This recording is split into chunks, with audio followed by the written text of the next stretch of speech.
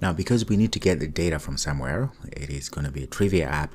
I found this JSON that is hosted at this link here. I'll give you you'll have access to this link. And you can see here is a JSON payload. So we have here at the beginning a square bracket there, which means this is going to be a list. And inside of each list, we have objects. So this would constitute, of course, the first item, right? So there's a question, the first object. If you close here, right, there it is. So there are a lot of information. This list contains a lot of questions, or trivias, if you will. So we have a question, and then we have the category, and we have the answer, right? So the choices then are also hosted inside of another list here. So true or false or true, as you see. And so the answer here, the field says true. That means that the question is true. So if the user, in this case, as we build our application, hits true, then they will have answered true, right? Correctly.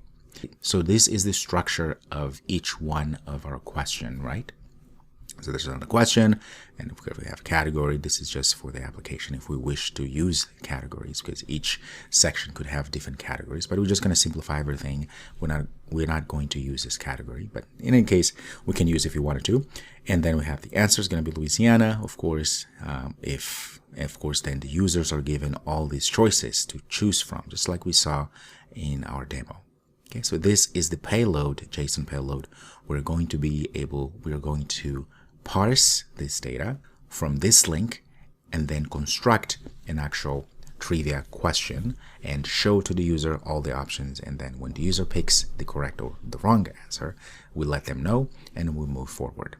So that's the essence of this trivia app. So next, what we're going to be doing is we are going to look at creating the actual model class, which will model after this JSON payload.